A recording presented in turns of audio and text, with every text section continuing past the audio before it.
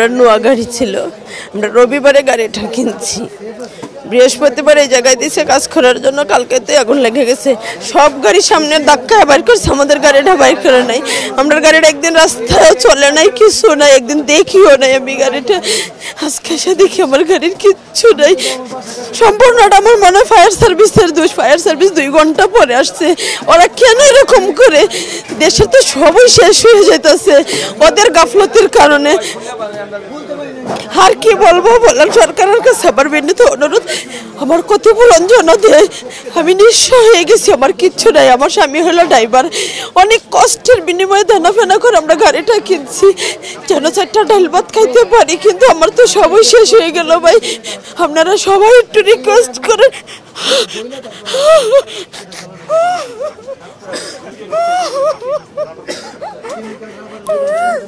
আমার আর কিচ্ছু বলার নেই। 20 লাখ টাকা পুরোটা ঋণ করা। আমার 2 ছেলে ড্রাইভারি করতো, অন্যের গাড়ি চালাতো, পরে অনেক দেনাপানা করে গাড়িটা কিনছি। বলছে যে নিজের গাড়ি চালালে তো আমরা একটু স্বাভাবিক চলতে পারবো, দেশের যে অবস্থা। কিন্তু গাড়িতে একদিনও ভাই রাস্তায় চলে নাই। এখন কি করবো বলেন?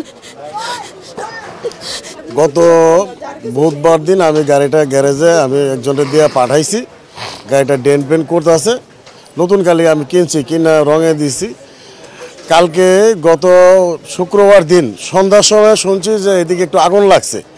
তা আগুন লাগছে, কোন জায়গায় আগুন লাগছে? সমেলের দিকে, কিন্তু আসলে গ্যারেজের এদিকে আগুন লাগছে বলে সামনে হালকা হালকা একটু দৌড়ছে। এখান থেকে দৌড়া এই গাড়ি পর্যন্ত আইতে আইছে প্রায় ঘন্টা 2 লেগে গেছে। এই গাড়িটা ঘন্টা 2 পর্যন্ত আমার চলছে। একটা মানুষ গ্যারেজের কেউ ছিল না, গ্যারেজের একটা স্টাফও ছিল না, তার আমার এবং গাড়ির চাবিও নাই। আমি এই গাড়িটা দেনা করে কিনছি সম্পূর্ণ। সরকারের কাছে আমার একটা আবেদন, যাতে আমি এটা একটা ক্ষতিপূরণ পাই। এই আমার গাড়িটা আমি গত মাসের 5 তারিখে কিনেছি।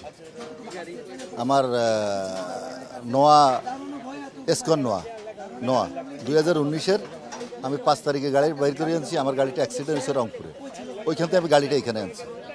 আনার পরে আমি এই গাড়িতে আরও 5 লক্ষ টাকার মাল সামান কিনে দিছি। গাড়িটা কিনছিলাম আমি 42 লক্ষ টাকা দিয়ে। গাড়িটা 42 লক্ষ টাকা দিয়ে কিনা আমি এখানে অ্যাক্সিডেন্ট হওয়ার পরে এখানে রাখার পরে আমার গাড়িতে আজকে 3 সপ্তাহের মধ্যে আমি ওয়ার্কশপে রাখছি, মাল সামানা কিনে দিতেছি, লাগাইতেছি 5 লক্ষ টাকার মাল কিনা শেষ। আর আমার 2টা হেডলাইট আর আরও কিছু সামান কেনার বাকি আছে। 2টা হেডলাইটের দাম হলো 1,85,000 টাকা, 2টা হেডলাইটের দাম।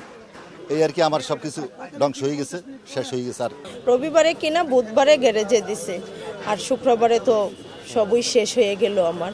এখন আমার সরকারের কাছে আকুল আবেদন, সরকার যেন আমাকে একটু দেখে আর কি, আর কিছু নেই। আমি নিঃস্ব, আমার 2টা ছোটো ছোটো সন্তান, তাদেরকে নিয়ে আমি কীভাবে চলবো, কীভাবে বাঁচবো, আমার মাথায় এখন আর কিচ্ছু লাগতেছে না। আমার স্বামী একেবারেই ঝইরা পড়ছে, কারণ সে একটা ড্রাইভার, সে ড্রাইভার করে সংসার চালাবে না, এত টাকা দেনা দেবে, সে তো মাথায় কিছুই খোলাইতে পারতেছে না।